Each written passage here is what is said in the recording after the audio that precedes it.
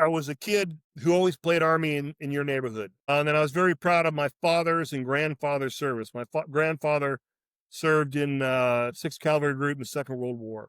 But something that an experience that really kind of healed my relationship with the Army happened in 68 at LAX airport in Los Angeles. As you recall, that was a busy year for the Vietnam War and for our nation.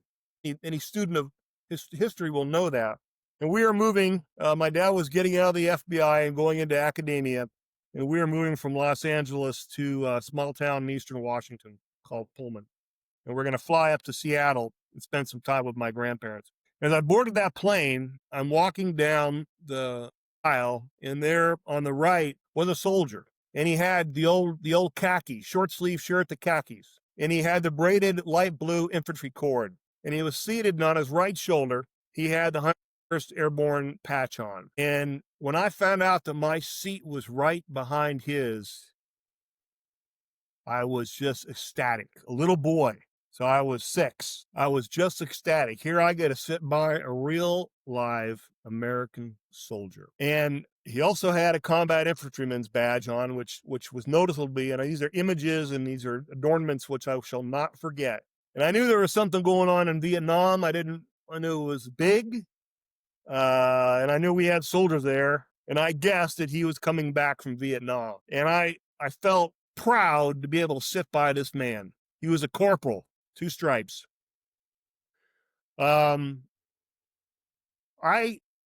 sat there and I said, I want to be just like this person. The power that a soldier has when they're in public in uniform is amazing. It's overwhelming. And that's probably the most powerful recruiting tool. And this soldier was sitting ramrod straight in his airplane seat. And wow. And I wanted to be just like him. I don't know whatever happened to him. We went our separate ways when we deplaned. But if there's ever a guy out there, an older guy, probably in his late 70s now, who happens to be watching this, and you're on a flight at some point in the summer of 68 from LAX to SeaTac, and you were on the 101st wearing khakis with short sleeve shirt, and you're a corporal, you're infantryman with a combat infantryman's badge, you made an impression on this young guy.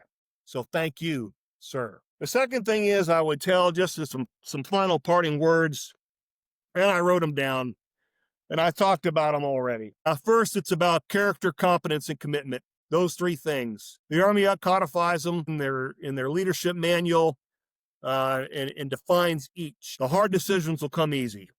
Find out what the true north is and always remain true to your true north. It's about trust. Trust to yourself, trust to your soldiers, trust to their family members, trust to our Army, and trust to our nation. Be that one true thing, that which is good, honorable, decent, right, and just all times. A very, very tall order, something I tried to do but fell short every night.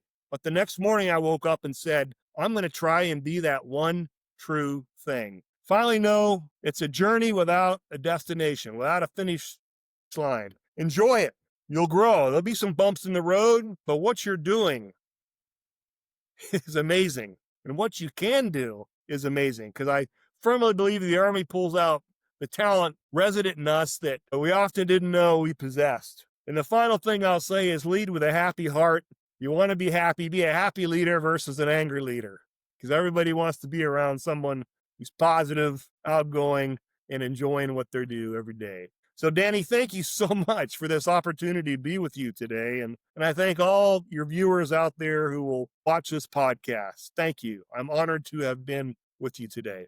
Absolutely. Thank you, sir.